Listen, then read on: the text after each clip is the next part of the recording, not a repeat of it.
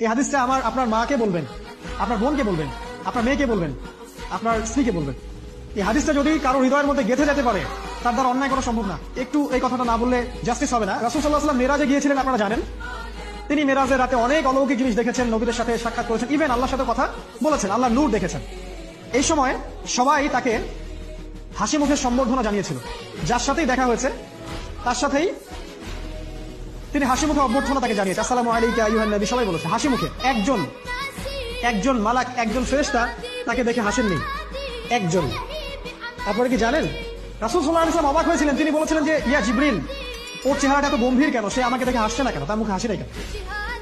জিবরিল আমিন বলেছেন যে না, মালিক, তার নাম মালিক, সূরা যুখরুফের মধ্যে আছে, তার নাম মালিক।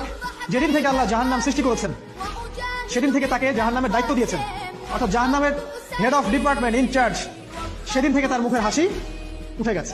আমরা দোয়া করি আমরা যেন তার সাক্ষাৎ না পাই। তার কাছে পারমিশন নিয়ে রাসূল সাল্লাল্লাহু আলাইহি ওয়াসাল্লাম জাহান্নামের দিকে তাকিয়েছিলেন, ভিতরে দেখেছেন কি আছে। তিনি পরে যা ব্যাখ্যা করেছেন তা হলো, আমি দেখলাম সেখানে খালি মেয়ে আর সেখানে খালি নারী আর নারী। এই হাদিসটা আপনার মাকে বলবেন, আপনার বোনকে বলবেন, আপনার মেয়েকে বলবেন, আপনার স্ত্রীকে বলবেন। এই হাদিসটা যদি কারো হৃদয়ের মধ্যে গেঁথে যেতে পারে, তার দ্বারা অন্যায় করা সম্ভব না। কিভাবে একটা মেয়ে সবকিছু উন্মুক্ত করে ঘুরতে পারে যখন অলরেডি তার আত্মা জাহান্নামে জ্বলছে, অলরেডি, কারণ ভবিষ্যৎ